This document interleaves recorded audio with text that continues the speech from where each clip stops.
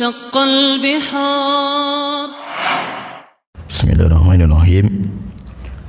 إن الحمد لله نحمده ونستعينه ونستغفره ونعوذ بالله من شرور أنفسنا ومن سيئات أعمالنا. من يهده الله فلا مضل له ومن يضلل فلا هادي له. وأشهد أن لا إله إلا الله وحده لا شريك له وأشهد أن محمدا عبده ورسوله. أما بعد. Bismillahirrahmanirrahim. Kita melanjutkan kitab Syarh Sunnah yang ditulis oleh Imam Al-Barbahari rahimahullah ta'ala. Kita masuk di poin 154. Qala walif rahimahullah ta'ala, fallah Allah fi nafsika, maka jagalah diri kamu, wa alaika bil athari wa ashabil athari wa taqlid, dan wajib bagi kamu untuk memegang athar, peninggalan para salaf, wa ashabil athar, dan ulama-ulama salaf, wa taqlid, dan taklid kepada mereka. Fa inna dina innama huwa bitaqlid, karena agama dibangun di atas taklid.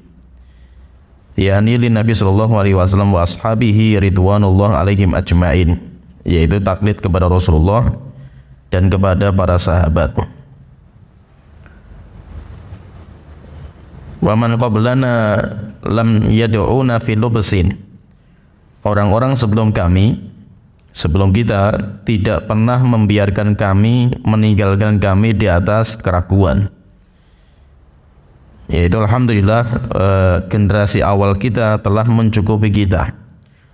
Faqallidhum, maka taklidlah dengan mereka. Wastarih, dan istirahatlah kamu, yaitu sudah berhenti saja, istirahat saja. Wala tujawiz al-athar wa ahlal athar, dan kamu jangan melebihi berjuang untuk menyaingi athar dan para ulama-ulama salaf.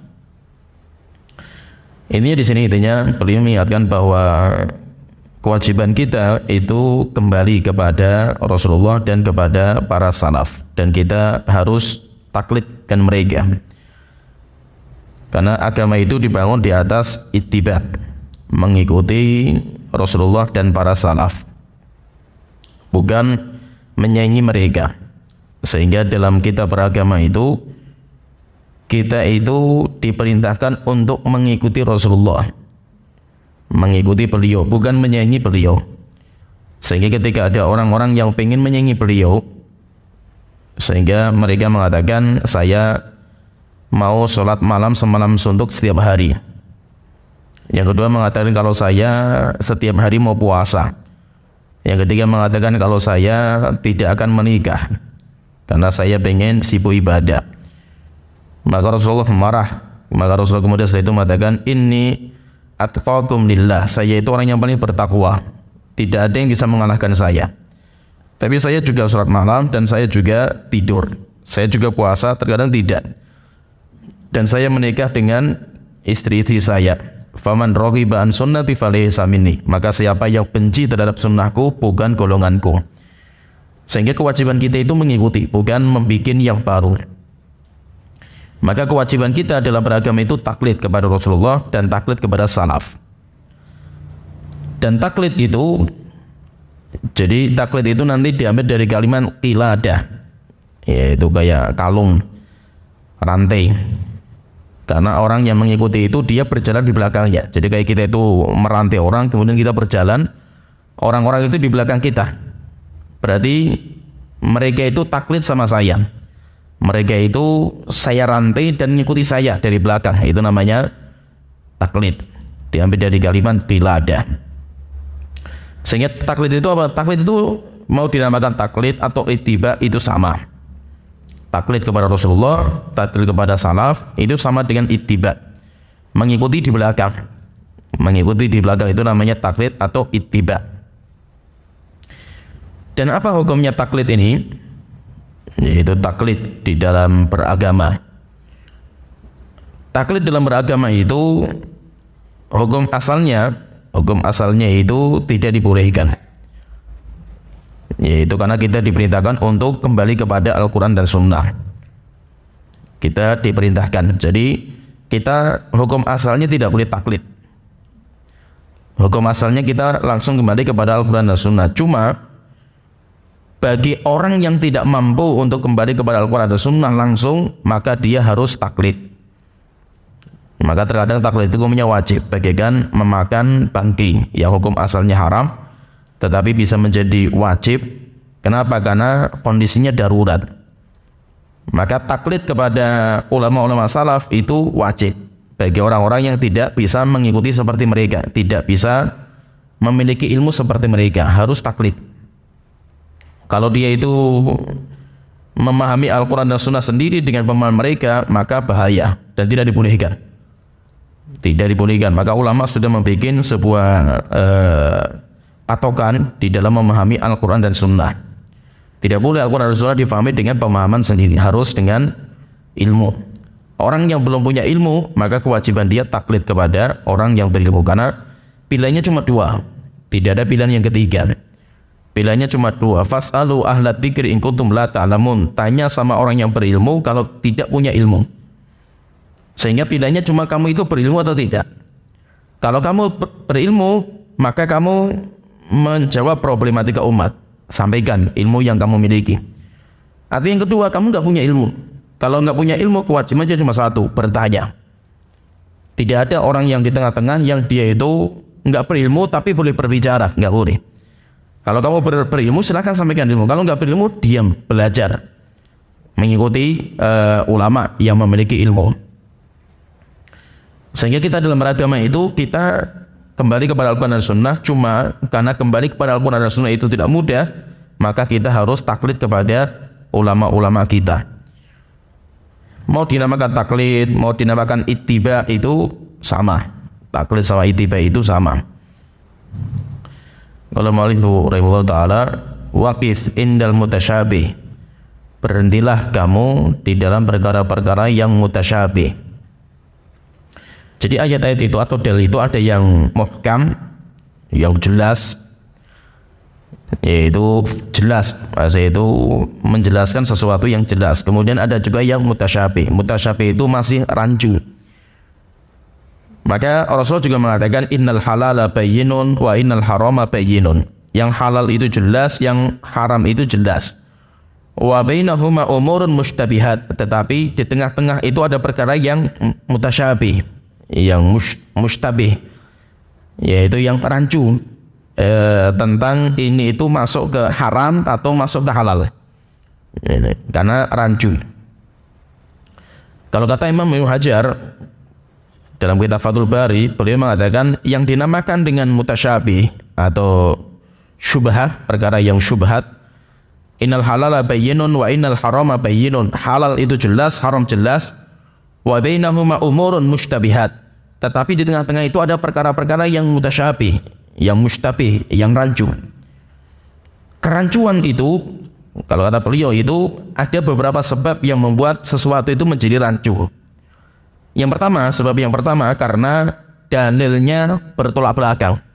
Jadi ada dalil tapi dalilnya bertolak belakang. Ini yang benar, yang mana ini?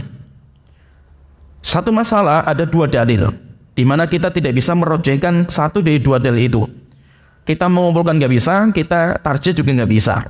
Berarti bahwa perkara itu menjadi sesuatu yang mutasyabih, sesuatu yang rancu. Kecuali kalau kita bisa mentarjih atau kita bisa menjamak. Misalkan kita punya dua dalil. Kalau ada dua dalil, zahirnya kontradiksi. Zahirnya kontradiksi. Ini mengatakan ini mengatakan ini. Ini zahirnya kontradiksi ini dalil ini. Misalkan kalau kita ayat tentang masalah hidayah, innaka la tahdi man ahbabta. Muhammad, kamu tidak bisa memberikan hidayah kamu kepada siapa yang kamu cintai. Berarti menunjukkan Nabi Muhammad tidak bisa memberikan hidayah. Tetapi ada ayat yang lain, Allah Ta'ala berfirman, wa innaka la tahdi ila siratin mustaqim. Engkau Muhammad benar-benar bisa memberikan hidayah kepada jalan yang lurus. Nabi Muhammad itu sumber hidayah. Kalau ayat yang kedua, kita mendapatkan dua ayat kontradiksi ini.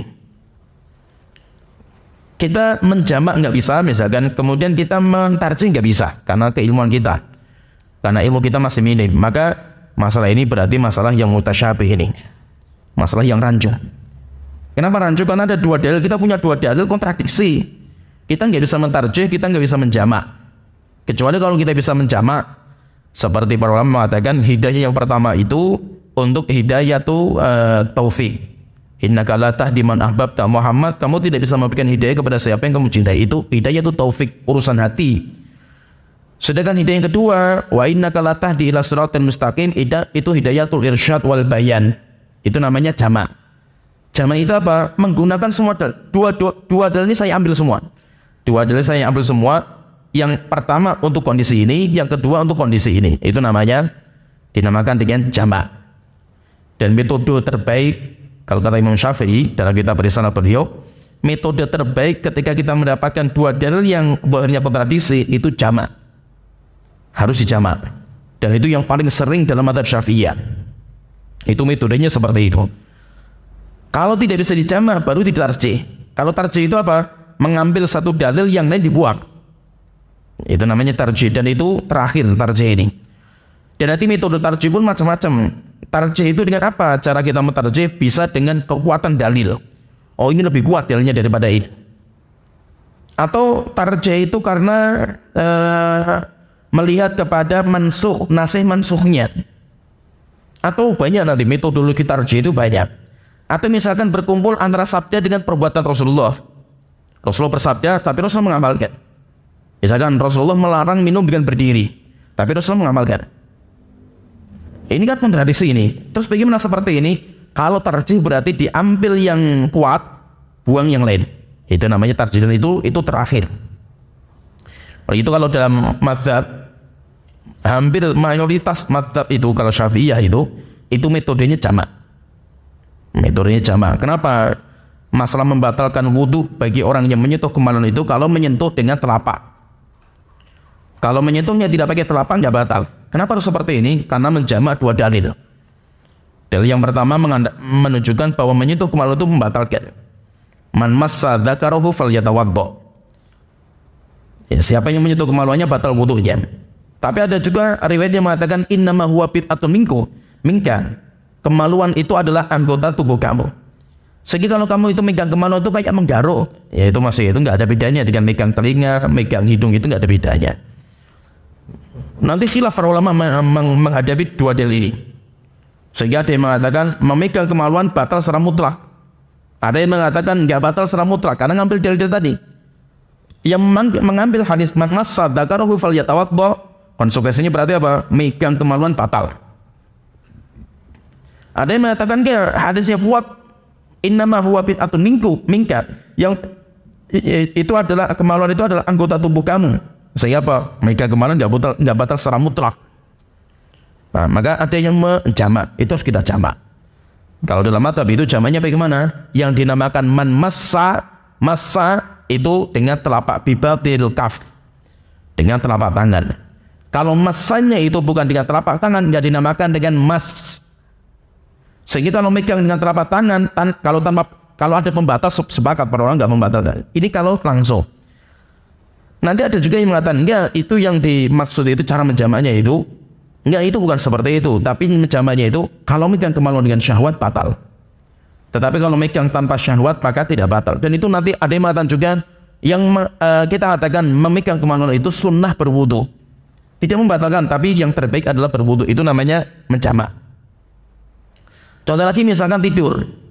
Apakah tidur itu membatalkan wudu? Ada dua dalil juga yang kontradiksi. Rasulullah mengatakan al-ainu wika usah.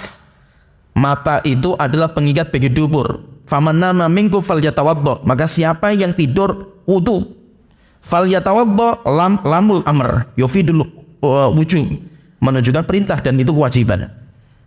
Tetapi pernah Rasulullah itu keluar ke masjid malam hari, sudah sudah sepertiga malam yang awal sudah selesai. Setelah itu Rasulullah keluar dalam kondisi berwudu. Para sahabat itu nunggu Rasulullah sambil mereka itu tidur duduk sampai kepalanya itu mangkuk-mangkuk. Rasulullah masuk ke masjid langsung qomat dan para sahabat tidak berwudu. Berarti tidur tidak membatalkan wudu.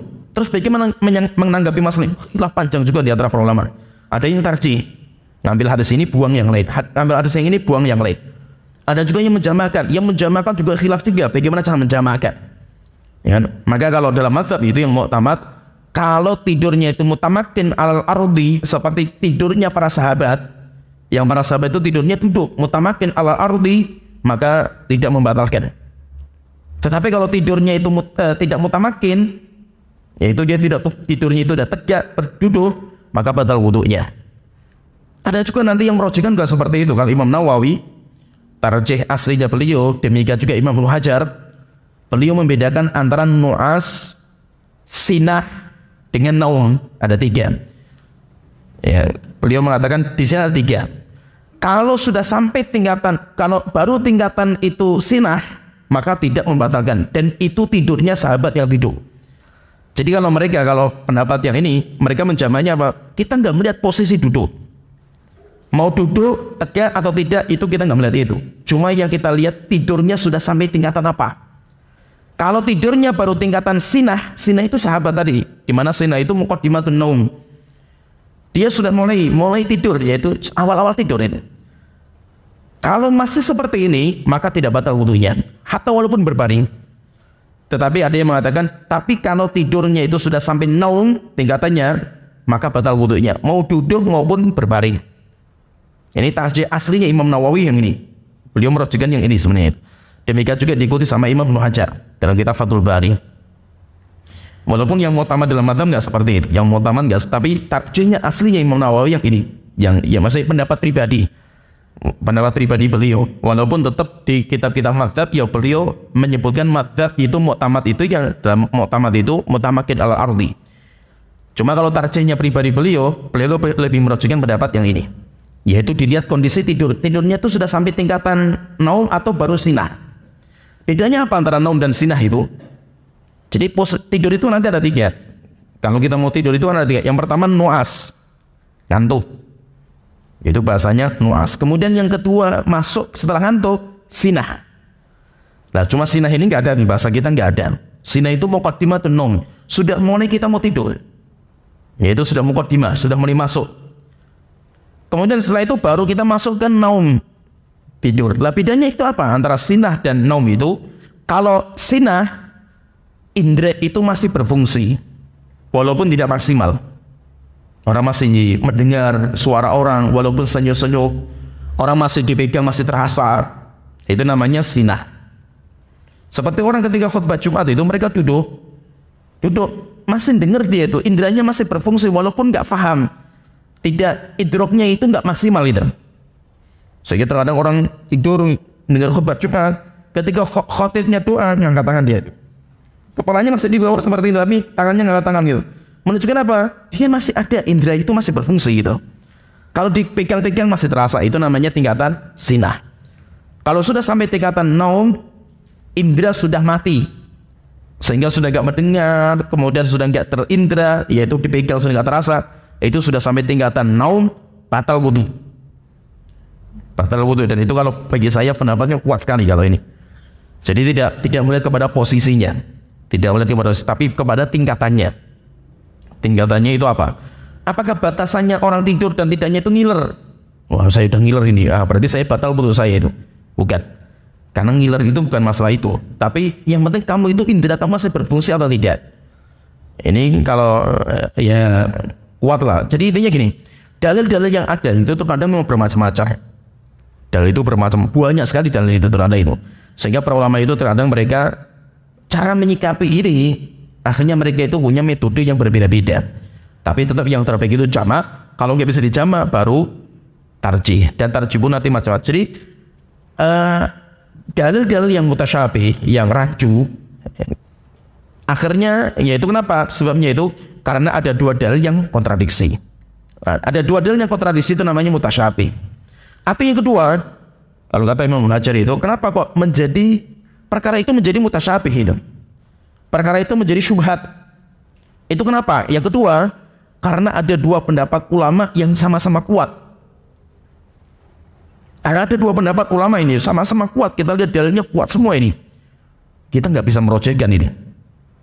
Kecuali kalau kita itu orang taklid yang belum tahu 2 dalil, atau dua pendapat ulama, maka kita taklid kepada ulama kita.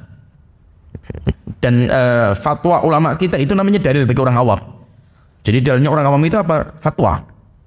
Dalilnya itu jawaban seorang ulama. Dan ulama ketika menjawab tidak harus menyebutkan dalil. Tidak wajib menyebutkan dalil. Dalil beliau tidak harus sebutkan kepada orang yang bertanya. Misalkan kalau ada yang bertanya, misalkan, Syekh, saya punya kondisi seperti ini apa hukumnya? Boleh. Nah, itu cukup, itu namanya fatwa. Boleh nggak saya itu harus menyebutkan dalilnya? Nggak harus. Kenapa? Karena orang awam nggak butuh dalil. Yang mereka butuhkan itu permasalahan mereka itu hukumnya apa? Itu yang mereka butuhkan. Sehingga banyak ulama-ulama kita kalau menjawab pertanyaan atau dalam makom fatwa tidak menyebutkan dalil, dia punya dalil untuk diri dia. Kenapa dia menjawab A atau jawabannya B? Pasti dia punya hujah di hadapan Allah Ta'ala. Kalau dia nggak punya hujah, dia nggak akan berani menjawab. Kenapa? Tanggung jawabnya berat. Dia itu menjawab pertanyaan itu berat. Wah, itu kata Al-Imam Ibnu Daqiq Al-Aid ketika beliau termasuk mufti Syafi'iyah, termasuk ahli fatwa. Ya, namanya Imam Ibnu Daqiq, dan beliau termasuk mutahqiqnya madzhab, cuma mutakhirin. Beliau termasuk al-hadithiyah. Beliau ketika duduk di fatwa, beliau pernah tanya, wahai Syekh, wahai Imam, engkau menjawab semua pertanyaan manusia, apakah kamu itu berani mempertanggungjawabkan di hadapan Allah Ta'ala? Maka beliau mengatakan, saya tidak menjawab satu pertanyaan kecuali saya sudah siapkan jawaban nanti di hadapan Allah Ta'ala. Saya nanti akan ditanya sama Allah Ta'ala, kenapa saya mengatakan seperti ini? Dan saya sudah siapkan jawabannya. Kenapa? Karena itu ilmu yang sampai saya itu sampai ke situ ilmunya itu. Itu ilmu yang saya miliki, maksudnya ilmu yang saya miliki itu, dan itu sudah saya siapkan jawabannya nanti di hadapan Allah Ta'ala. Tapi apakah jawaban nanti di hadapan Allah saya sebutkan kepada orang awam? Nggak harus. Ya, jadi kalau kita itu tahu satu ulama berpendapat seperti dengan kita orang awam, ya kewajiban kita ngikuti. Sekarang kalau kita tahu dua pendapat ini, ada dua pendapat sama-sama kuat pendapat ini, kita ini nggak bisa merojehkan ini pendapat mana yang kuat ini kan tidak. Nah, maka berarti apa? Masalah ini syubhat bagi saya. Syubhat bagi saya. Kenapa syubhat saya? Wallahu alam, saya nggak bisa merojehkan ini. Misalkan ini, kalau ditanya misalkan tentang masalah yang ya rumit memang, saya tarjihnya ulama pun macam-macam, bahkan banyak ulama tidak merojehkan tentang masalah syirik asghar itu diampuni sama Allah atau tidak. Rumit pembahasannya. Pembahasannya rumit sekali. Kenapa? Karena memang kita mendapatkan hanya dalil keumuman. Dalil keumuman. Jadi masalah syirik itu dalilnya umum semua. Demikian juga ada dalil tentang syirik, tapi itu lafaznya umum juga. Ya. Allah Ta'ala tidak akan mengampuni ayyushraka bihi, dosa ketika Allah disekutukan. Lah ayyushraka bihi itu kalau kita belajar bahasa an yushraka, kemudian yushraka an masuk ke fi'il mudhari. Aslinya an kalau masuk fi'il mudhari itu aslinya apa? Masdar muawwal, dan masdar muawwal itu tanwin. Innallaha la yaghfiru ay yushraka bihi, berarti innallaha la yaghfiru isyrakan bihi. Isyrakan bihi itu kalau kita belajar itu kan nakirah fi siyaqin nafi, karena sebelumnya ada kalimat la yaghfir, innallaha la yaghfiru ay yushrik, la yaghfiru, ada kalimat la yaghfiru, berarti isyrakan bihi itu umum. Berarti kalau umum berarti mencakup syirik akbar dan asghar. Tetapi khilaf panjang dalam masalah ini, sehingga tidak ada banyak ulama nanti yang mengatakan wallahu alam dalam masalahnya benar yang cuma mereka menukilkan saja. Ada dua pendapat ulama yang sama-sama kuat, cuma kita tidak bisa merojehkan. Maka masalah itu menjadi syubhat bagi kita. Masalah itu menjadi syubhat bagi kita. Jadi syubhat itu terkadang kenapa? Karena ada dua pendapat ulama dalam memahami satu masalah dan itu sama-sama kuat. Kalau kita bisa merojehkan sudah tidak syubhat lagi. Contohnya lafadz quru. Lafadz quru. Wal mutallaqatu yatarabbasna bi anfusihinna thalathata quru. Seorang wanita yang bercerai sama suaminya, maka dia harus menunggu masa iddah 3 quru. Quru ini dalam bahasa Arab bisa bermakna at-tahar, suci, bisa bermakna hayat, yaitu haid. Dan itu bahasa Arab bisa semua. Tapi untuk menunjukkan ini yang mana ini, yang dimaksud dengan quru itu yang suci atau yang Ini kita nggak punya dalil yang melengkapi masalah ini. Sehingga para ulama khilaf juga. Sehingga wanita yang dicerai dalam kondisi dia itu suci. Yaitu dinamakan dengan tolak di masa suci, belum berhubungan intim, itu namanya tolak apa? Tolak sunni, tolak sunnah. Berarti hukumnya sunnah nggak? Tolak itu hukumnya apa? Cerai itu hukumnya apa? Tolak itu hukumnya 5. Terkadang jadi wajib. Benar nggak? Kapan jadi wajib? Dalam tolak li'an, hukumnya wajib. Terkadang wajib, terkadang sunnah, terkadang makruh, terkadang haram, terkadang mubah. Jadi tolak itu macam-macam. Jadi kalau orang misalkan ini, jadi suci ini apa harus salah satu quru, 3 quru itu apa? Apakah salah satu athar suci atau salah satu hayat yaitu haid? Ini khilaf panjang juga di antara ulama, walaupun kalau dalam mazhab apa? Suci haid, yaitu sucinya. Cuma untuk menetapkan suci ini harus ada dalil pelengkap lagi. Kenapa? Karena lafadznya ini, jadi lafadz quru itu bisa dipakai dalam bahasa Arab untuk suci. Jadi itu hebatnya bahasa Arab. Nah itu Imam Syafi'i itu paling pakar dalam bahasa Arab itu. Maka kalau Imam Syafi'i itu menunjukkan dalam bahasa Arab itu nggak main-main deh itu. Jadi ada bahasa Arab itu ya, satu lafadz memiliki makna 2 yang kontradiksi. Dan itu banyak, bahasa Arab yang seperti ini banyak. Itu hebatnya bahasa Arab. Lafadznya satu, gara-gara jadi lafadz ini bisa digunakan untuk A atau untuk B, antara A dan B itu kontradiksi. Itu bahasa Arab. Atau sebuah lafadz nanti kalau berbeda muta'addinya dengan huruf apa, artinya kontradiksi juga. Rohiba fi, rohibaan, artinya kontradiksi itu. Rohiba fi itu artinya cinta, rohibaan benci. Faman rohibaan sunnati falisa minni, yang benci. Contohnya da'a li, da'a ala, beda. Da'a li untuk doa kebaikan, da'a ala doa kejelekan. Kalimatnya da'a, sama-sama da'a. Itu indahnya bahasa Arab. Sehingga kalimat quru ini memiliki 2 makna. Maknanya itu semuanya benar. Bisa diartikan suci, biasakan dia haid, benar semua. Untuk menunjukkan ini itu yang mana, itu butuh perangkat yang lain. Butuh perangkat lain. Maka kalau kata Imam Syafi'i, ya perangkatnya kenapa? Karena secara bahasa lebih sering digunakan quru itu untuk suci daripada haid. Walaupun tidak ada dalil yang menguatkan masalah ini, itu nggak ada. Yaitu ini dalil apa yang lebih kuat, suci atau haid? Dan itu beda sekali gitu. Wanita itu suci, wanita haid kan, antara suci dan haid kan beda sekali kan itu.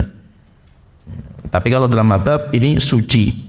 Sehingga wanita yang dicerai dinamakan tolak sunni, tolak di mana wanita itu dalam kondisi suci, belum berhubungan intim dengan suaminya, maka sudah dihitung 1. Ya paham ya? 1 sampai haid. Setelah haid masuk waktu suci. Suci berapa ini? 2. Nanti nunggu sampai haid lagi. Setelah itu suci, dihitung 3 sampai pertama berakhir, sampai datang masa haid. Haid datang berarti dia sudah selesai masa iddah. Ya paham ya? Jadi maksudnya terkadang itu ada pendapat ulama, ada 2 pendapat karena dalam satu hadis, ada satu ayat, satu hadis memahami itu ada 2 pemahaman dan sama-sama kuat gitu. Sehingga kita nggak bisa merujak ini pendapat yang mana yang kuat kan gitu. Kecuali kalau bagi orang yang belum layak untuk merujukkan. Kalau belum layak untuk merujukkan bagi penuntut ilmu awal, maka dia kewajiban dia mengikuti satu mazhab saja. Mazhab Syafi'i harus ikuti saja itu. Itu saja. Sehingga antum enggak, ya memang harus bertahap. Nanti ada waktunya di mana antum itu harus mengetahui ma'afudil mazhab, yaitu ma'akhidnya. Kenapa kok mazhab itu pendapatnya itu dari mana? Kenapa kok mazhab ini mengatakan pendapatnya itu seperti ini? Ini dari mana sumbernya ini? Nanti harus ada tingkatan di mana antum harus tahu itu gitu. Harus tahu itu sehingga antum itu berfikih, bermadzhab itu bukan hanya mengikuti pendapat ulama saja. Mengikuti pendapat ulama itu adalah masalah sebagai muqaddimah karena kita orang awam. Tapi kita akan masuk ke tingkatan kenapa? Harus kenapa? Kenapa kok dalam mazhab itu pendapatnya A? Ini kenapa? Ada apa itu? Di dalam masalah ini kenapa? Itu penting. Ya, itu namanya penuntut ilmu. Penuntut ilmu naik terus sampai ke tingkatan bisa mengetahui mazhab pendapat yang kita pilih dari pendapat ulama. Ulama mengatakan misalkan dalam mazhab Syafi'i seperti kita itu harus tahu kenapa kok mazhab Syafi'i memilih pendapat itu gitu.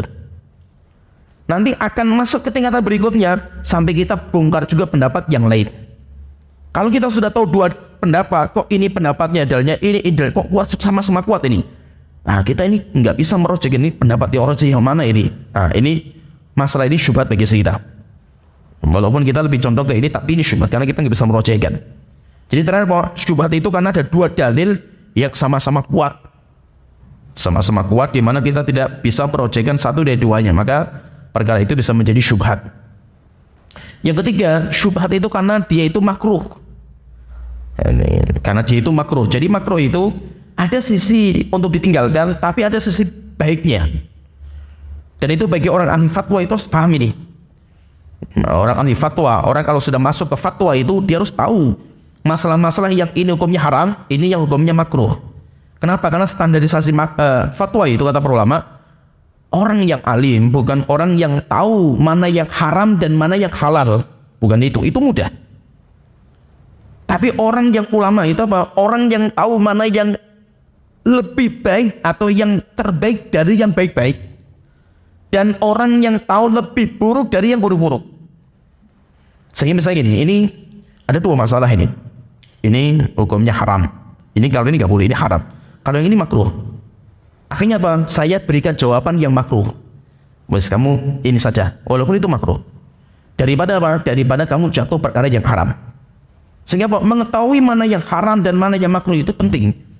Karena nanti berkaitan dengan ketika irtikab akhafud dhararain. Kalau berkumpul dua perkara yang kita harus mengamalkan dua-duanya dan semuanya nggak boleh. Semuanya ini nggak boleh. Sehingga kita harus mencari madarat yang lebih ringan. Sehingga mutasyabih itu kenapa? Karena hukumnya itu makruh gitu. Makruh itu di tengah-tengah dia itu. Sisi ditinggalkan lebih kuat, tetapi ada sisi pembolehan. Itu sebagian mengatakan itu nanti mutasyabih. Yang keempat, kalau kata Imam Ibnu Hajar beliau mengatakan, kenapa mutasyabih itu? Karena khilaful aula. Khilaful aula. Kalau dalam mazhab itu khilaful aula itu apa? Di bawah makruh. Jadi makruh itu ada yang makruh itu lebih baik untuk ditinggalkan. Ada yang namanya khilaful aula. Nanti khilaful aula itu maksudnya bimba bil adab. Khilaful aula ini bukan makruh, bukan, tetapi itu namanya khilaful aula. Khilaful aula. Misalkan gini, antum khutbah. Setelah khutbah antum gak jadi imam. Makruh gak ini? Antum khotib tapi antum gak jadi imam. Ya, Rasul nggak ngomong seperti itu. Rasul kalau khutbah ya boleh yang imam. Terus bagaimana kalau seperti ini? Misalkan di masjid yang imamnya sudah ditetapkan. Ada beberapa masjid kayak itu. Sehingga apa? Antum kalau datang khotib cuma khotib saja, nggak boleh jadi imam. Imam sudah ada. Sehingga imam rawatib yang jadi imam hatta sholat Jumat. Ada beberapa masjid seperti itu. Sehingga kita kalau datang untuk khutbah Jumat ya anda khutbah saja, sholat nggak boleh. Nah, seperti ini apa hukumnya ini? Saya jadi imam tapi saya nggak jadi saya jadi khotib tapi saya nggak jadi imam. Maka itu namanya khilaful aula. Sampai tingkatan makruh nggak ini? Enggak. Tapi itu mimbabil adab. Mimbabil adab. Apakah itu sampai wajib? Oh berarti dosa kalau kamu itu jadi khotib enggak? Enggak. Apalagi sampai dosa. Jadi khilaful aula. Ada istilah lagi namanya khilaful aula. Kemudian ada juga yang kelima, yaitu mutasyabih itu apa? Jika kita tidak tahu ilmunya. Atau masa itu gini. Kalau kita itu, yaitu ini ada satu perkara antara sisi boleh dan tidak bolehnya itu sama-sama kuat ini. Maka kata Rasul kan mengatakan tinggalkan perkara itu. Tinggalkan perkara itu. Pertanyaan. Kata Rasul mengatakan wa inna bainahuma umurun mushtabihatun la ya'lamuhunna katsirun minan nas faman ittaqa syubhat faqad istabra li dinihi wa irdihi. Siapa yang meninggalkan, menjaga diri dari sesuatu yang syubhat, maka dia terjaga agama dan kehormatan dia. Pertanyaan, maksudnya menjaga itu apa?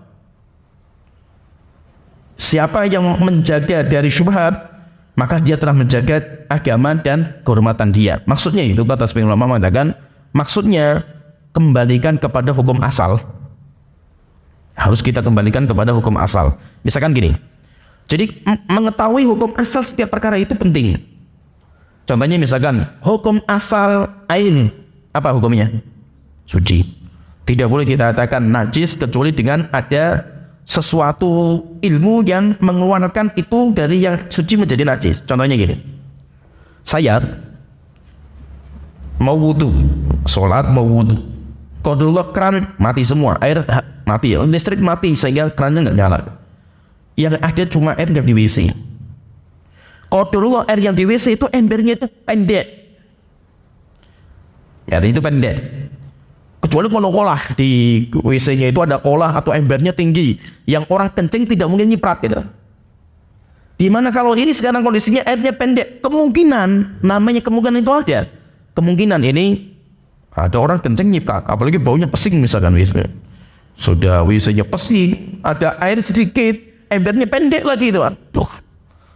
Pertanyaan, ini apa ini? Segi halalnya ada, kuat sekali segi halal sucinya. Kenapa? Karena hukum asal itu suci. Tapi segi najisnya ada juga. Kenapa? Karena ada kemungkinan di mana itu airnya pendek. Kemudian apalagi orang kebiasaan Indonesia itu kalau kencing itu berdiri. Nanti kalau kencing berdiri tuh. Namanya celana itu kebanyakan kencingnya berdiri kan itu. Orang Indonesia kan kebanyakan kayak gitu.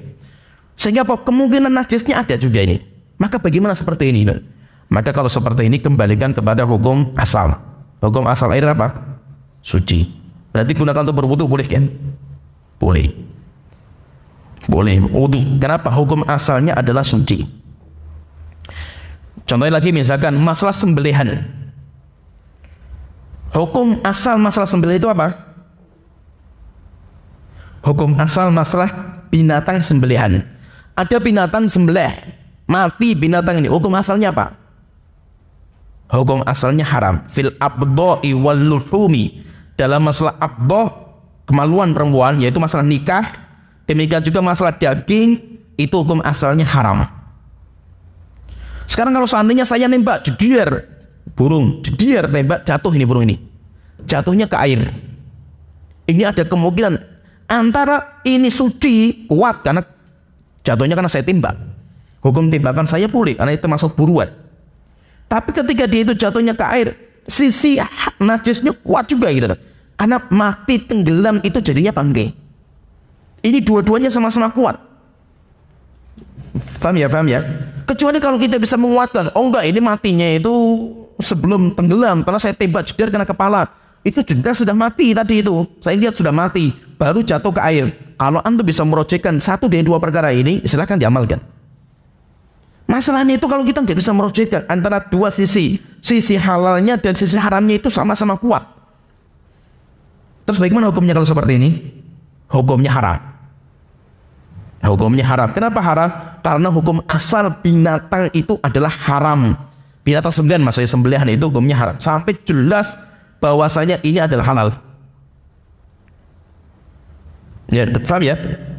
Itu nanti hukum asal. Seperti hukum asal adat istiadat apa? Halal. Sehingga semua model adat istiadat hukumnya halal. Sampai datang dalil yang mengharamkan. Hukum asal dalam masalah ibadah itu haram. Sampai datang dalil yang membolehkan. Itu namanya hukum asal. Termasuk pernikahan. Misalkan ada orang menikah. Aduh, saya tadi nikahnya sah atau tidak ya? Antara segi sah dan tidaknya itu sama-sama kuat. Kita tidak bisa merojehkan gitu. Maka hukum asalnya apa? Haram. Karena hukum asal kemaluan wanita itu haram. Tidak dihalalkan kecuali dengan alasan yang pasti. Kalau alasannya itu pasti meragukan, haram. Ya, paham ya? Bisa dipahami ya? Jadi itu kembalikan kepada hukum asal kalau kita itu ragu. Ini masalahnya itu masalah yang mana? Jadi nanti syubhat dalam masalah agama kita itu nanti ada macam-macam. Ada perkara-perkara seperti ini. Ira, dah tadi ya. Kalau malfu rahimahullah taala wala tatlu min indika hilatan tarudu biha ala ahlil bidah. Kamu jangan mencari alasan untuk membantah orang ahlul bidah. Maksudnya itu mencari alasan-alasan yang membolehkan kamu untuk duduk sama ahlul bidah membantah mereka. Jangan. Ya, paham ya? Hilatan itu alasan supaya kamu itu boleh duduk sama ahlul bidah untuk membantah mereka. Jangan. Fa innaka umirta bisukuti anhum, karena kamu diperintahkan untuk mendiamkan mereka. Wala tumakkinhum min nafsika, wala tumakkinhum min nafsika, kamu jangan membuat mereka ahlul bidah itu kuat menguasai diri kamu. Amma alimta anna Muhammad bin Sirin fi fadlihi. Apakah kamu tidak tahu bahwa Muhammad bin Sirin, ulama tabi'in, walaupun beliau itu ulama yang mulia, lam yujib rajulan min ahli bid'ah fi masalatin wahidah. Beliau tidak menjawab ucapan seorang ahli bidah dalam satu masalah. Wala sami'a minhu ayatan min kitabillahi azza wa jalla, dan beliau tidak mau mendengar darinya satu ayat dari Al-Quran. Faqila lahu, maka ditanyakan kepada beliau, kenapa kamu itu tidak mau mendengarnya hatta cuma satu ayat? Faqala, maka beliau mengatakan, akhafu ayyuharrifaha, saya takut kalau dia itu setelah membaca kemudian mentahrif, memalingkan ayat itu, fayaqau fi qalbi syai'un, setelah itu tahrif dia itu masuk ke hati saya, dan kalau sudah masuk di hati saya nanti tidak bisa diambil. Sehingga hati-hati. Ini kaidah baku, jadi kaidah bakunya itu seperti itu, tapi tetap nanti kondisi itu bisa berubah. Sehingga nanti prakteknya ulama-ulama salaf ya banyak di antara mereka yang membantah ahlul bidah, debat dengan mereka, diskusi dengan mereka, ketemu dengan mereka, itu banyak ulama seperti itu. Cuma ini kita tidak membuka pintu lebar-lebar. Bagi orang awam jangan masuk dalam ilmu seperti ini. Kenapa? Karena bahaya. Bukan berarti orang ahlul bidah itu nggak punya hujah. Mereka punya hujah. Dan terkadang ketika kalah kita itu hujahnya, kita bisa goyang akidah kita. Maka yang boleh mendebat mereka itu hanya orang-orang yang mumpuni. Kalau mu'allif rahimahullah ta'ala, wa idza sami'ta ar-rajula yaqulu inna nahnu nu'azzimullah, kalau engkau mendengar ada orang yang mengatakan kami hendak mengagungkan Allah Ta'ala. Idza sami'a athar Rasulullah sallallahu alaihi wasallam, ini mereka ucapkan untuk membantah hadis Rasulullah SAW. Setiap mendengar hadis, mereka bantah, kata mereka, saya ingin memuliakan Allah Ta'ala, sehingga saya tidak menerima hadis itu. Fa'alam annahu jami, ketahuilah bahwa dia itu jahmiyah, atau dia itu mu'attilah, bukan jahmi, tapi mu'attilah, ahli ta'til. Ahli ta'til itu nanti ada 3 golongan. Ahli ta'til itu ada jahmiyah, itu paling parah, kemudian ada mu'tazilah, kemudian ada asy'ariyah. Ya, asy'ariyah dan kelompoknya. Nanti asy'ariyah, maturidiyah, kullabiyah itu sama, karena itu satu kelompok. Jadi itu semuanya dinamakan dengan ahlu ta'til. Ahlu ta'til. Kalau Jahmiyah mentaktil, menolak nama dan semua sifat Allah Ta'ala, itu Jahmiyah. Kemudian kalau Mu'tazilah menolak sifat dan menetapkan nama. Kalau asy'ariyah dan maturidiyah, kullabiyah menetapkan nama dan sebagian sifat yang sesuai dengan akal mereka. Sifat yang tidak sesuai dengan akal mereka harus ditakwil, dipandingkan mananya. Nah, orang ahli ta'til ini, kenapa kok harus mereka itu mentaktil, menolak sifat yang telah datang dalam dalil? Kata mereka, karena kita ingin mengagungkan Allah Ta'ala. Allah itu perlu kita muliakan, karena Allah itu tidak sama, laisa kamitslihi syai'un. Allah tidak sama dengan makhluknya. Iya, kita pun juga sama, kita ingin memuliakan Allah Ta'ala, dan kita anggap juga Allah nggak sama dengan makhluknya. Tetapi orang yang memuliakan Allah tidak melazimkan harus mentaktil. Itsbatun bila tashbihin wa tanzihun bila ta'tilin. Sehingga Ahlussunnah punya kaidah itsbat, kita menetapkan sifat Allah bila tashbih. Bukan berarti kalau kita sudah menetapkan sifat harus kita samakan Allah dengan makhluk, enggak. Beda antara itsbat dengan tashbih, itu beda. Wa tanzihun bila ta'til, dan kita juga ingin mensucikan Allah, memuliakan Allah, tapi tidak harus dengan menolak sifat yang telah ditetapkan oleh Allah dan Rasulnya. Kenapa? Karena mensucikan itu nggak harus mentaktil gitu. Kita mengagungkan Allah nggak harus mentaktil. Kita bisa mengagungkan Allah walaupun kita tetapkan Allah punya nama, wajah, punya tangan, bisa. Dengan cara apa? Wajah Allah beda dengan wajah makhluk, tangan Allah beda dengan tangan makhluk. Maka orang-orang yang mengatakan seperti itu, menolak dalil karena ingin mengakui Allah Ta'ala, dia adalah kelompok Jahmiyah atau kelompok namanya Mu'attilah. Yuridu ayyarudda athar Rasulullah sallallahu alaihi wasallam wa yadfa'uhu bihadhil kalimati. Wa yadfa'uhu, dia pengen menolak hadisnya Rasulullah dan pengen membantah hadis itu dengan kalimat ini. Hujahnya apa? Laisa kamitslihi syai'un. Allah tidak sama dengan makhluk. Sehingga kalau kita tetapkan Allah itu punya wajah, sama dengan makhluk nanti kan itu. Yang aneh itu adalah asy'ariyah. Sehingga asy'ariyah itu sering dinamakan dengan banci. Mereka itu enggak jelas antara Mu'tazilah, Jahmiyah atau Ahlussunnah. Kalau Mu'tazilah salah jalannya jelas. Mereka menolak semua sifat Allah. Semua sifat Allah nggak boleh ditetapkan. Karena kalau ditetapkan sama dengan makhluk. Ahlus Sunnah mengatakan semua nama-nama Allah dan sifat Allah ditetapkan.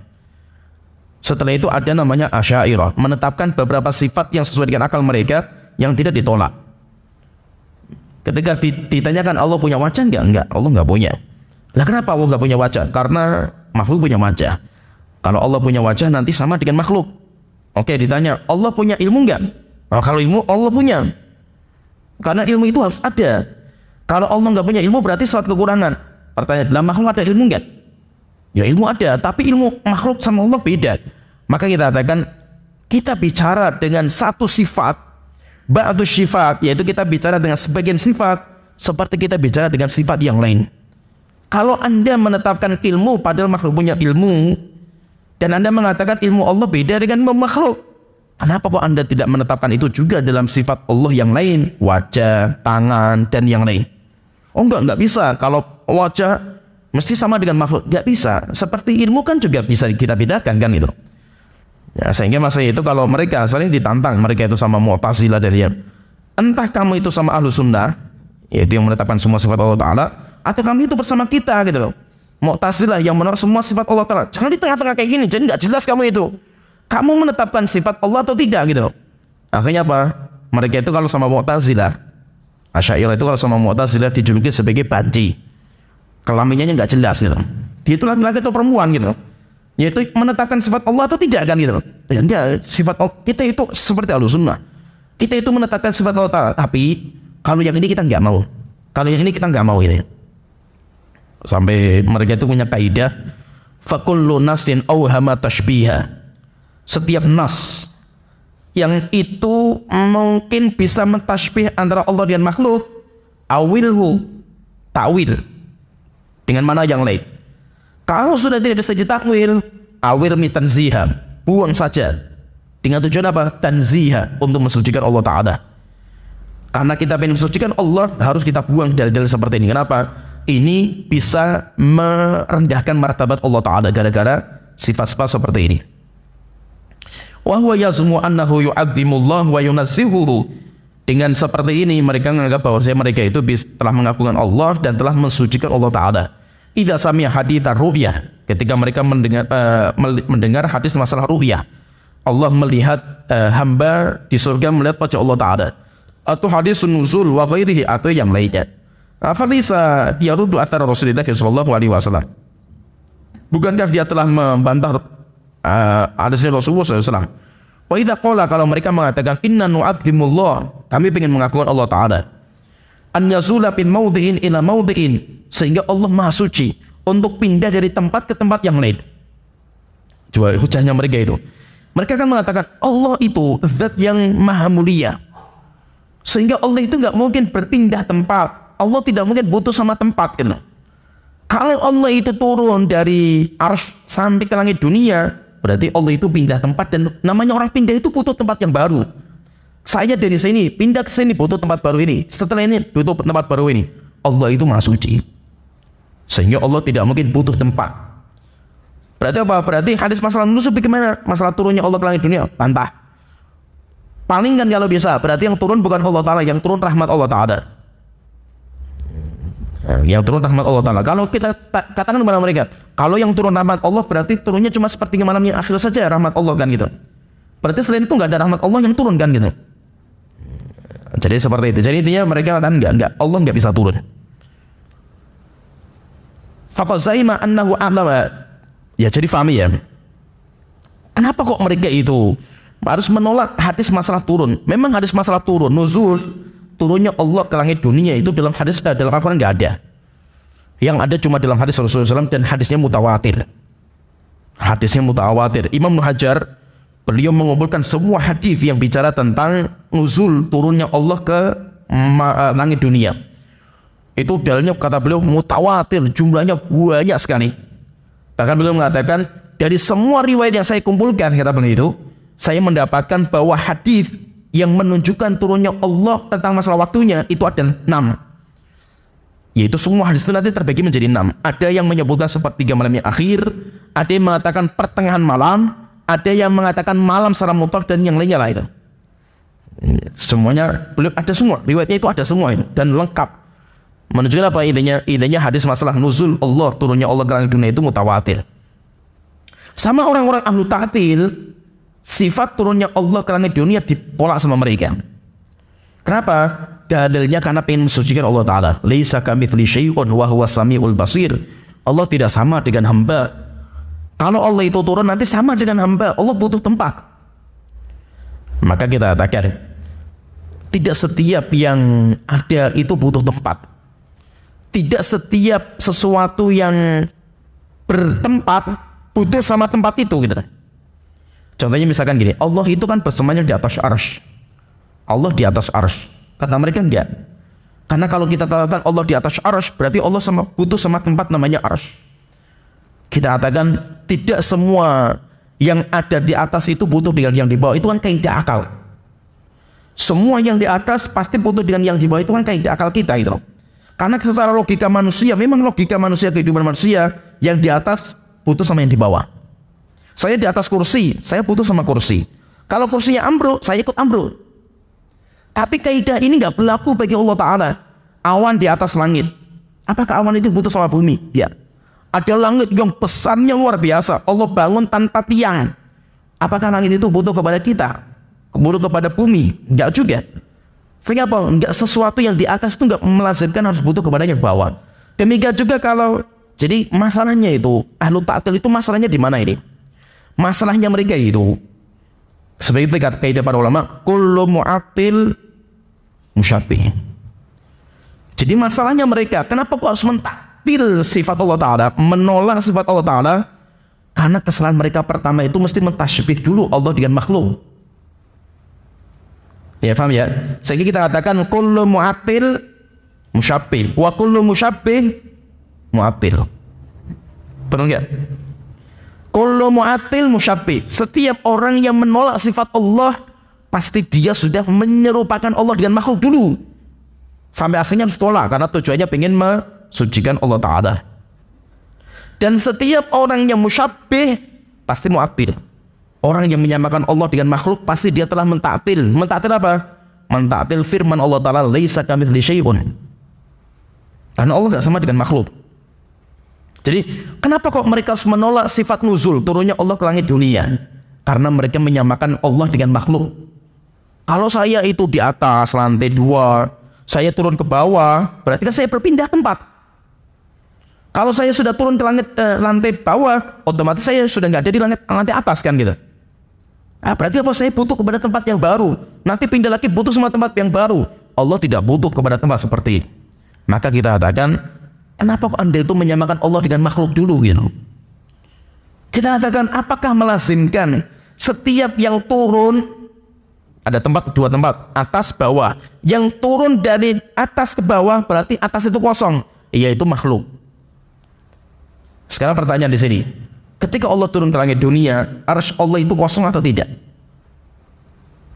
Kosong nggak? Langit Allah kosong nggak? Asmin, kosong nggak? Bisa. How that taken? Hah? That all improvement. Ya, kosong nggak Tommy? Yeah, no. Oh. Jadi Allah kan bersemayam di atas arsy. Setelah itu Allah turun ke langit dunia. Langit dunia itu langit pertama, sepertiga malam yang akhir. Berarti arsy Allah itu kosong nggak itu? Khilaf di antara para ulama dalam masalah ini. Wallahualam, pendapat yang paling kuat itu kita katakan wallahu a'lam. Kenapa? Karena dalil Allah bersama di atas arsy itu sabit, kuat. Dan dalil bahwasanya Allah turun ke langit dunia itu juga kuat, sama-sama kuat.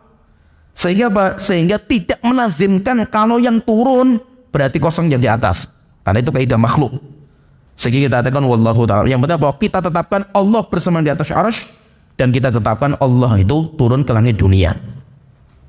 Itu kita katakan. Tapi kosong enggak? Arsy enggak melazimkan. Enggak melazimkan kosong. Kenapa? Contoh gambarannya gini. Kan bumi itu kan bulat. Bumi itu bulat. Seperti malam yang awal di sini, nanti pindah lagi. Di Saudi itu masih siang di sana itu. Masih malam lah, awal-awal malam itu. Berarti kan sepertiga kan bulat kan? Sepertiga malam yang itu kan, ya paham ya? Muter selama 24 jam gitu.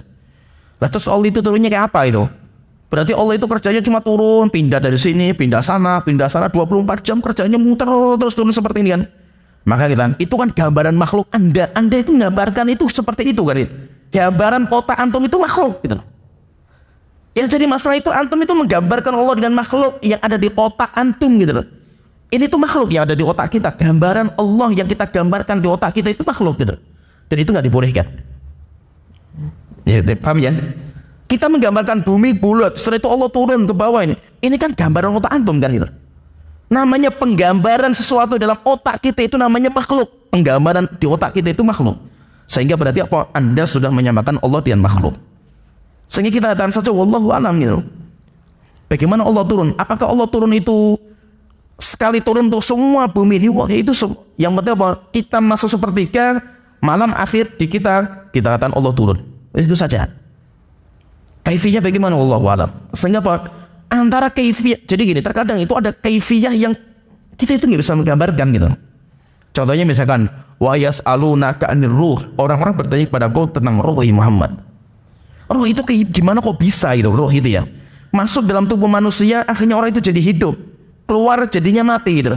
Terus masuknya lewat mana? Kemudian di dalamnya itu kayak apa gitu? Nggak tergambar gitu. Dan ketika manusia itu tergabung antara roh dan jasad. Terkadang jin bisa masuk menguasai sampai akhirnya orang itu kayak kesurupan. Ini gambarnya kayak apa itu? Nggak bisa untuk gambarkan.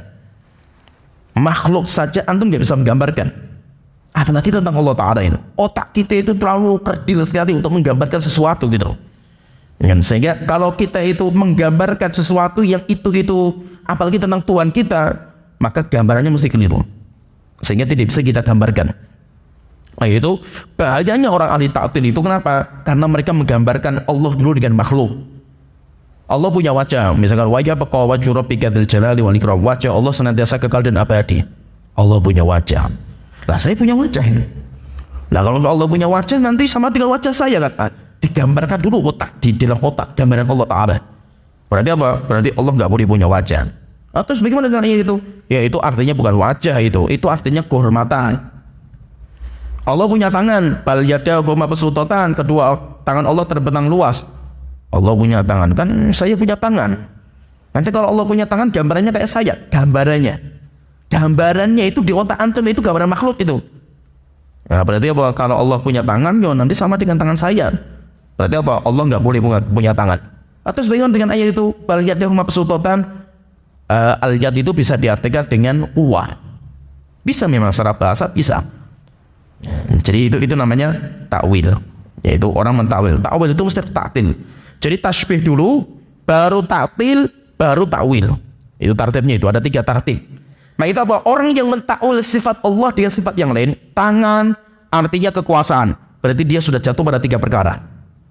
Pertama dia tasbih Allah dengan makhluk. Yang kedua dia telah mentaktil, menolak sifat Allah Ta'ala.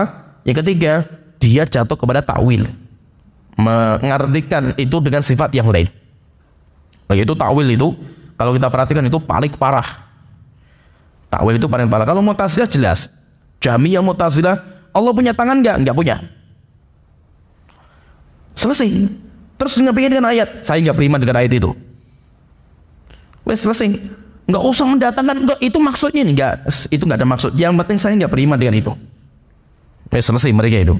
Tapi kalau Asy'ariyah harus mentakwil, mendatangkan makna. Ini maknanya itu ini gitu loh. Jadi kesalahan baru lagi kan itu. Kesalahan baru lagi berarti orang yang dia itu mentakwil salahnya 3. Tasbih, ta'til, takwil. Karena untuk sampai kepada takwil harus melewati 2, melewati tasbih dan ta'til. Setelah itu baru jatuh ke takwil. Maka itu takwil itu parah. Ini berada. Zaima annahu a'lamu billahi min ghairihi. Dia telah menganggap dirinya lebih pintar daripada Allah dan Rasulnya. Fahdhar haula, hati-hati kamu muamalah sama mereka. Fa inna jumhurun nas minas suqati wa ghairihim ala hadzal hal. Karena mayoritas manusia dari suqa itu orang-orang awam. Orang-orang awam, orang-orang pasar lain. Orang-orang pasar, orang awam dan yang lainnya itu semuanya berada dalam akidah seperti ini, yaitu menunjukkan apa? di zaman beliau Ahlus Sunnah itu minoritas. Ahlus Sunnah itu minoritas. Beliau mengatakan mayoritas orang awam mengikuti pendapat mereka. Wa hadzirin nasa minhum, maka berikan peringatan kepada manusia. Maka itu kenapa kok beliau keras sekali dalam bab ini, karena Ahlus Sunnah itu minoritas. Ketika Ahlus Sunnah minoritas harus kita bantah mereka ini. Tetapi kalau Ahlus Sunnah itu mayoritas, di zamannya Imam Syafi'i, zaman Imam Malik, Imam Abu Hanifah mayoritas, maka ulama Ahlus Sunnah mendiamkan Ahlul Bidah. Jangan ditenarkan. Biarkan saja itu mereka, karena mereka nggak punya pengikut. Semakin ditenarkan semakin terkenal nanti mereka itu. Akhirnya dibiarkan. Nah itu kenapa kok ulama-ulama seletingnya Imam Syafi'i ke atasnya, ya Syafi'i, Imam Malik, Imam Abu Hanifah, dan imam-imam zaman itu nggak ada ulama yang mengarah kitab masalah akidah. Masalah akidah yang masyhur, kitab akidah yang ditulis untuk menjelaskan akidah Ahlussunnah itu Imam Ahmad, yang dinamakan dengan Ushulus Sunnah. Sebelum itu nggak ada ulama yang fokus ngarang kitab namanya kitab akidah. Imam Syafi'i pun nggak ada. Imam Syafi'i nggak ada. Cuma yang banyak itu murid-muridnya Imam Syafi'i, Imam Al-Humaidi, demikian juga Imam Al-Muzani, dan yang lainnya banyak. Imam Baihaqi, itu ulama-ulama Syafi'iyah banyak nanti yang ngarang kitab-kitab akidah. Cuma kalau Imam Syafi'i malah nggak ada. Kenapa? Karena zaman beliau Ahlus Sunnah dominan. Ahlus Sunnah dominan, orang awam itu nggak usah disampaikan masalah bid'ah. Malah nanti mereka penasaran gitu. Kenapa? Karena karakter orang itu penasaran. Sehingga ketika muncul Ahlul Bidah, Ahlus Sunnah mendiamkan semua. Akhirnya orang awam nggak ada yang tahu. Oh, rupanya ada bid'ah seperti itu. Malah nggak usah tahu kan? Nggak usah tahu. Kalau tahu malah penasaran itu. Wah, bid'ah apa lagi nih? Asli ini pendapatnya itu. Akhirnya coba banyak yang ikut. Maksudnya apa? Ahlul Bidah ketika Ahlus Sunnah dominan, dibiarkan. Tidak boleh ditenarkan. Tetapi ketika kondisi mereka sudah terkenal, mayoritas, maka Ahlus Sunnah harus menjawab. Harus menjawab. Sehingga Ahlus Sunnah tidak membiarkan masalah akidah. Akhirnya apa? Jawaban, kitab-kitab para ulama keluar untuk menjawab akidah mereka. Maka termasuk ini kalau kita pahami di sini, berarti dari ucapan ini menunjukkan bahwa jumhur, mayoritas itu adalah ahli ta'til zaman itu. Maka itu kenapa kok kita melihat beliau itu keras sekali itu dalam kitab ini itu, karena minoritas. Jadi kalau kita minoritas harus tegas, kita tidak boleh lembek dalam masalah ini. Kenapa? Karena memang kondisinya itu beda. Nanti setiap ilmu itu disampaikan dengan kondisi yang berbeda. Sehingga misalkan gini, kita Imam Al-Baihaqi karena kitab namanya Kitabut Tauhid. Fokusnya Kitabut Tauhid itu apa? Tauhid, asma dan sifat. Sedangkan Syekh Muhammad bin Abdullah karena Kitabut Tauhid fokusnya di kitab Tauhid, Tauhidul Ibadah. Kenapa kok berbeda gitu? Karena orang zaman sekarang itu khilafnya kita dengan mereka bukan masalah nama sifat Allah lagi. Hatta yang mereka pun nggak paham. Misalkan yang Mu'tazilah, hatta yang Jahmiyah, berkaitan dengan akidah mereka pun kebanyakan mereka nggak paham gitu. Kebanyakan orang sekarang itu jatuhnya dalam ibadah. Sehingga fokusnya ulama di situ. Al-Mu'allifu rahimahullah ta'ala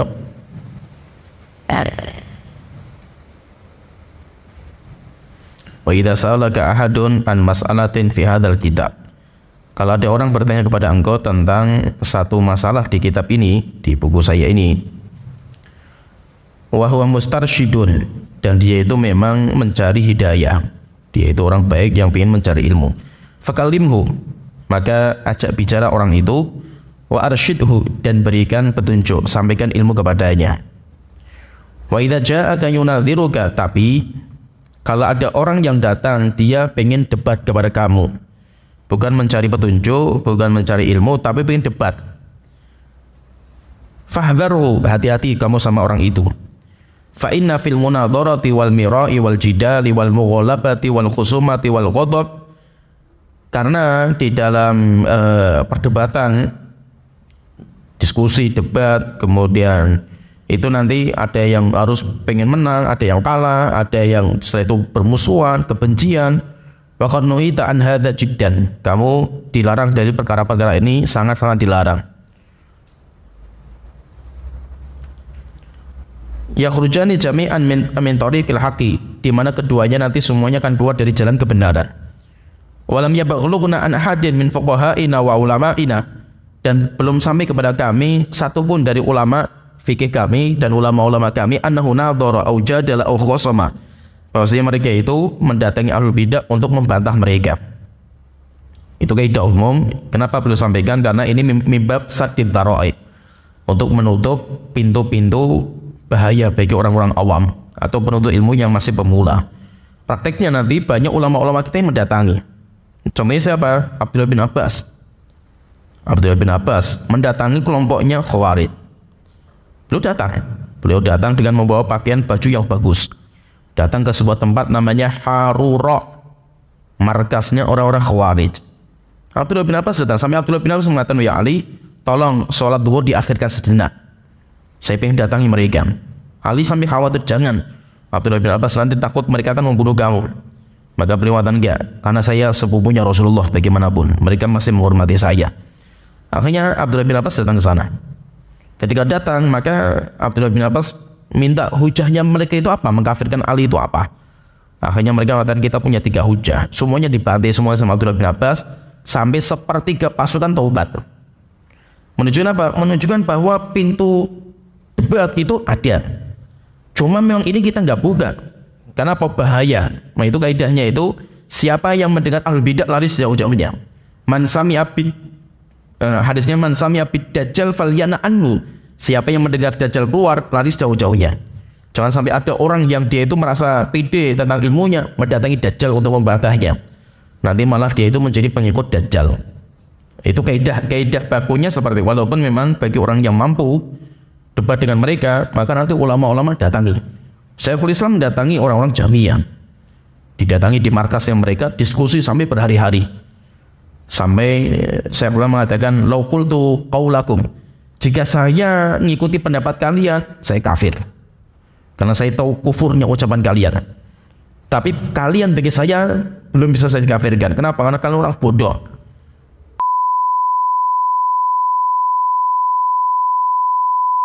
Didikan atau anak buahnya Said Qutb, yang Said Qutb setelah dihukum mati. Setelah itu pengikutnya Said Qutb itu mereka dipimpin sama namanya Supri Mustafa. Supri Mustafa itu ya murid utamanya Said Qutb. Setelah itu bisa keluar dari penjara. Setelah itu membuat sebuah kelompok jamaah namanya Jama'atul Takfir wal Hijrah. Jamaah mengkafirkan semua orang dan mewajibkan hijrah kepada mereka. Semua yang tidak ikut sama mereka kafir semua. Syalbani datangi mereka sampai debat 3 hari sama Syalbani. Sampai debat 3 hari. Hari yang pertama Syalbani masih dianggap kafir sama mereka. Hari kedua masih bingung mereka. Hari ketiga mereka taubat. Sampai hari ketiga Syalbani suruh jadi imam. Awalnya Syalbani ketika mau maju jadi imam, kata mereka, ya Albani, kafir kamu jadi imam bagi kita kan itu. Kamu orang kafir kamu itu kan itu. Banyak itu. Jadi menunjukkan apa? Diskusi itu ada. Ulama-ulama kita mendatangi mereka. Ketika apa? Ketika mereka punya hujah yang kuat. Tapi ini kalau dibuka bahaya, pintu-pintu seperti ini bahaya. Nanti semua orang mengatakan, saya kan sudah kuat ilmu saya udah belajar kitab ini apa antum kan itu. Aku belum belajar hujahnya mereka kan, dan bantahannya ulama salaf kan itu. Sehingga pelajari kitab mereka, setelah itu pelajari kitab ulama-ulama salaf yang membantah mereka. Kenapa? Hujah mereka itu nggak mudah. Tidak mudah. Saya pernah ya ketika di Yaman, karena waktu itu Syabul Hasan lagi fokus membahas masalah takfir. Bagus sekali itu. Beliau punya malzamah bagus sekali masalah takfir, kaidah-kaidah dalam takfir. Akhirnya saya kumpulkan teman-teman orang desa waktu itu. Saya kumpulkan berapa orang yang waktu itu yang senior-senior itu 5 orang kalau salah itu. Kita duduk di perpustakaan, kita punya misi waktu itu untuk membantai orang-orang ahli takfir di Indonesia. Tapi metodologinya kayak Syabul Hasan. Syabul Hasan punya kitab bagus sekali, namanya kitab Tafjirat wal Ikhtiyalat. Fitnatut Tafjirat itu bagus. Beliau menyebutkan 50 hujahnya mereka.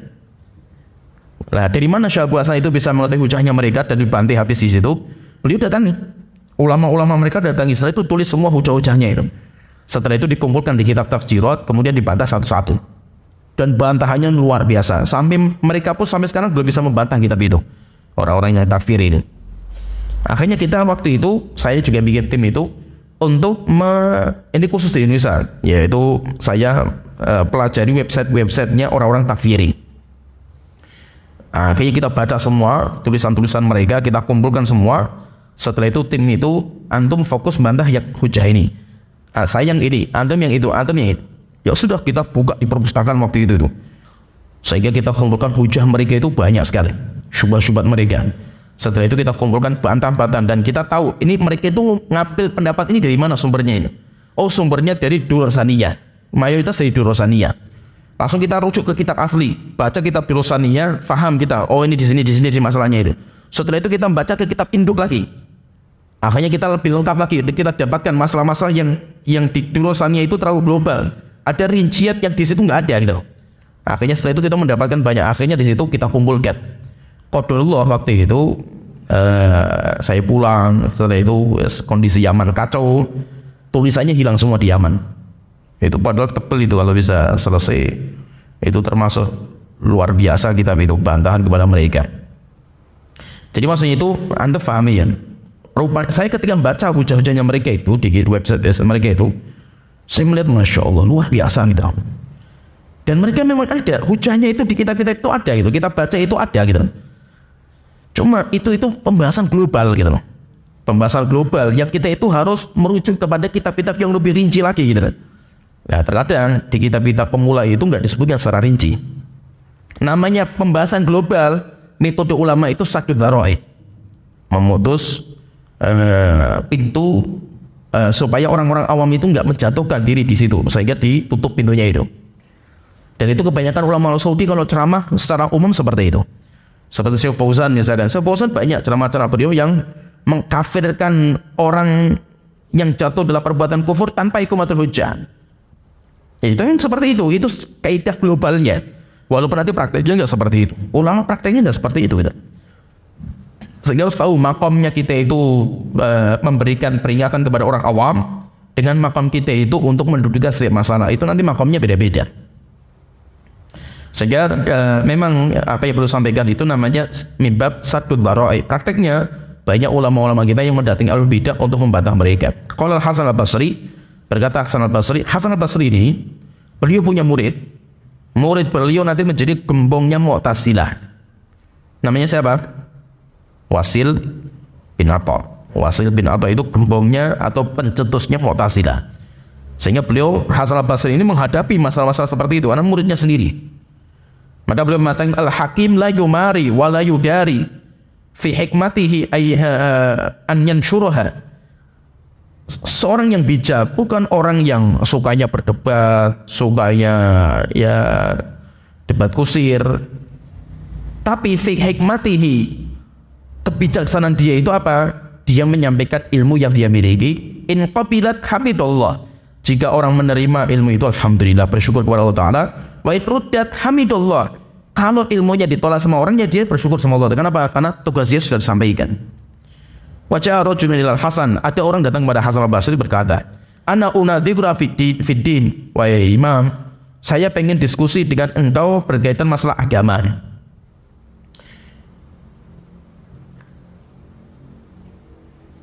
Maka beliau mengatakan, faqala al-Hasan, beliau berkata, ana araftu dini, alhamdulillah saya tahu agama saya. Fa in dhalla dinuka, kalau agama kamu itu masih menyimpang atau masih belum benar atau kamu masih bimbang, fathab fatlubu, coba cari orang yang seperti kamu juga. Kalau saya alhamdulillah saya sudah yakin terhadap kebenaran agama saya.